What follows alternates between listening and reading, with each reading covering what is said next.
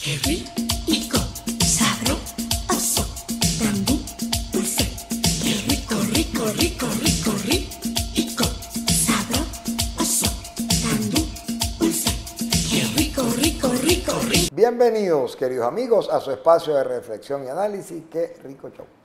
Anoche hablé con el ingeniero electricista Sebastián Río, que es mi hijo, y entonces me estaba contando que estaba estudiando y me dijo lo siguiente, y yo como no entendí nada, ya le voy a decir qué me dijo, y yo como no entendí nada, fui a buscar al mejor ingeniero electricista que conozco, que es Jorge Alejandro Rodríguez, que es un consuetudinario invitado a nuestro programa, experto en tanto en políticas petroleras como en políticas energéticas. Bienvenido, Jorge Alejandro. ¿Qué me dijo mi hijo Sebastián? Él me dijo: papá, estoy estudiando la implementación de un proyecto, de una técnica, que permite, por cálculo de velocidad de onda, determinar el momento antes de que ocurra una interrupción eléctrica, que esta va a ocurrir y de una vez se activan los mecanismos de reparación. Eso incluye pajaritos y ramas que caigan en las redes.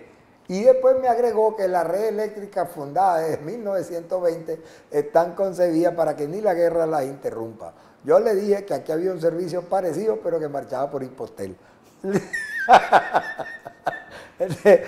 Jorge Alejandro, bienvenido. Sigue la crisis eléctrica en Venezuela y ahora acompañado con un país que es petrolero, pero que guarda petróleo en tanqueros en la orilla del mar. Bueno, esperemos primeramente poder tener a la joven Ríos llevando adelante todos esos proyectos acá en Venezuela junto con muchos otros jóvenes. La red eléctrica venezolana, tal y como fue concebida, es del primer mundo. Eso me dijo él. Lo que tenemos en el caso particular de las grandes ciudades como Caracas, Maracaibo, Barquisimeto, incorporaron las mejores previsiones que era posible tomar en su momento, en las tecnologías presentes en esos momentos, y hoy día no sería muy difícil adecuar las mismas tecnológicamente, porque de nuevo, como lo hemos dicho, hasta el cansancio en los últimos meses y en los últimos años, el problema del sector eléctrico venezolano no es un problema de inversiones, que claro que son necesarias, es un problema de gestión, es un problema de qué hacer con lo que tenemos. Pero estamos un poco como, hay una canción que dice, ¿de qué te vale tener y tener si tú no sabes qué hacer con lo que tienes? Bueno, eso es lo que ocurre con este gobierno, con esta gestión, con esta gente que hoy día maneja no solamente el sector eléctrico, porque el drama que vivimos en el sector eléctrico lo tenemos también en el agua, lo tenemos en el gas, lo tenemos en los hospitales, es un problema de gestión, de manejo, de administración, de gerencia, de cómo se concibe la relación con el ciudadano, cómo se concibe la relación entre los actores económicos, cómo se concibe el funcionamiento de una sociedad. Fíjate, la última vez que tú viniste y nos explicaste lo que estaba pasando en el Zulia, tú dijiste que la solución que ellos tomaron de sacar una planta vieja del Guri, trasladarla y llevarla al Zulia, la llevaron a la práctica y crearon el caos que tú habías anunciado que se iba a crear. Yo no entiendo por qué, yo no supongo que alguien fuera del SEBIN vea nuestro programa, pero en el gobierno me refiero, pero lo que quiero decir es que era conocido y previsible que ese error iba a llevar a esta situación actual. ¿Por qué lo hacen? Bueno, porque es un problema de gestión, es un problema que tú pones a gente que simplemente no entiende del funcionamiento de estos sistemas y son tercos. O sea, no hay nada más terco que la ignorancia.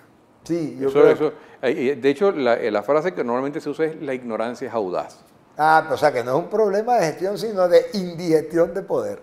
Claro, entonces tú dices, bueno, lo estamos viendo en el sector eléctrico, tomemos otro ejemplo, el ejemplo del sector petrolero. Ajá.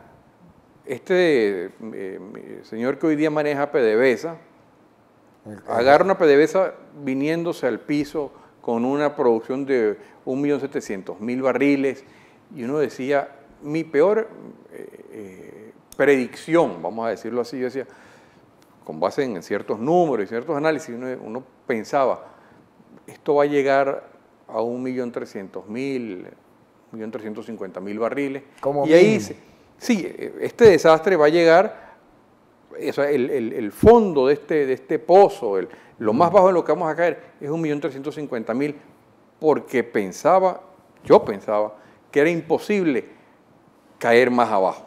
O sea, yo decía, esto va a seguir bajando hasta 1.300.000, y eso ya se quedará ahí porque no es posible. En Venezuela hay lo que se llama el MENE grande. El MENE, para quienes nos escuchen y no estén familiarizados con la palabra, era la expresión indígena para el petróleo que brotaba naturalmente de la tierra, el MENE. Entonces uno dice, bueno, entre el MENE y las asociaciones estratégicas y tal, 1.350.000 barriles. Bueno, en estos momentos hay reportes internacionales que señalan que es posible que en junio tengamos una producción de 1.100.000 barriles. Esto es, en el caso particular de quien te habla, peor que la peor de mis pesadillas.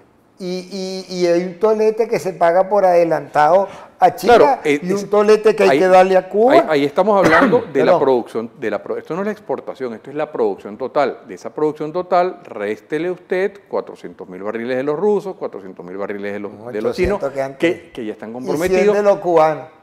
Te quedan 300.000 barriles. Y en Venezuela, el consumo usual de Venezuela hace unos años eran 400.000 barriles. Hoy día es mucho menos. El consumo interno nuestro, entre lo que es las termoeléctricas, los vehículos, los camiones. O sea que pasamos de la OPEP a la OPIP, de exportador de petróleo a importador de petróleo. Yo me imagino que la membresía nuestra en la OPEP, habría que revisar qué dicen los estatutos, porque nosotros tenemos un carácter privilegiado dentro de la OPEP, como miembro fundador, pero en la práctica, si llegase un país como Venezuela a pedir membresía, le dirían no, aquí. Produce, mijo. Trabaja, anda y estudia. Pero uno se ríe de los nervios porque la política de Maduro, y está cumpliéndola y no me había dado cuenta, era acabar con el rentismo. Acabó con el petróleo, se le fue la mano, pero acabó con el rentismo. Bueno, el rentismo es un fenómeno cultural, con eso no se ha acabado. Y si nos fijamos, y de nuevo entrando en el tema de las políticas públicas, el gobierno decidió, quizá de manera no consciente, sino simplemente por la vía de los hechos, pero cuando uno lo observa y toma cierta distancia, te das cuenta que el gobierno dijo, producir petróleo, esto es una cosa complicada, difícil, en esto no nos está yendo bien. ¿Por qué nosotros no hacemos como esos países africanos que con unos señores con unas máquinas retroexcavadoras hacen minería? Y entonces inventaron el arco minero, que es un fenómeno rentista, pero es mucho más fácil porque es simplemente cuestión de poner, o sea, la minería que se está llevando a cabo en Venezuela, una minería destructora, que simplemente unos tipos con unos payloaders, unos equipos de movimiento de tierra, llevándose por delante lo que consiguen. Yo insisto en defender a mi presidente Maduro porque lo que él ofreció fue acabar con el rentismo petrolero y acabó con todo el negocio petrolero. Bueno, lo están acabando. Es realmente preocupante. ¿Y cómo recuperamos eso? Cambiando el gobierno. Solamente. Aquí absolutamente cualquier mejoría que los venezolanos aspiremos pasa por un cambio de gobierno. Y en esto nosotros tenemos que ser responsables, tenemos que continuar en el proceso de impugnaciones de las elecciones que se llevaron a cabo. Ese proceso que desde el punto de vista... Pero ya el TCJ rechazó eso. Ahí ya se introdujo un recurso pidiendo, en términos prácticos, una reconsideración del mismo, porque la decisión que ahí se tomó es una decisión que se basa en errores materiales, o sea, es una decisión mal tomada. Eso es algo que es imposible para el TSJ pararse frente a un pizarrón a quienes tomaron esa decisión y explicarla, porque es un disparate desde el punto de vista práctico. Entonces los venezolanos tenemos que estar muy claros en que debemos insistir en la necesidad de que en Venezuela se lleven a cabo elecciones. Nosotros tenemos que elegir un nuevo gobierno. Los venezolanos por la vía electoral tenemos que salir de este desastre. Acá las cosas que hay que hacer son muy sencillas. Aquí no es nada complicado. Hay que dolarizar la economía, hay que devolver la propiedad a quien en justicia le pertenece, hay que garantizarle al común de los venezolanos la posibilidad del sustento, de que su trabajo va a tener un valor, y con eso, en cuestión de meses, volveremos a ver una Venezuela pujante, una Venezuela que se recupera, una Venezuela que mejora.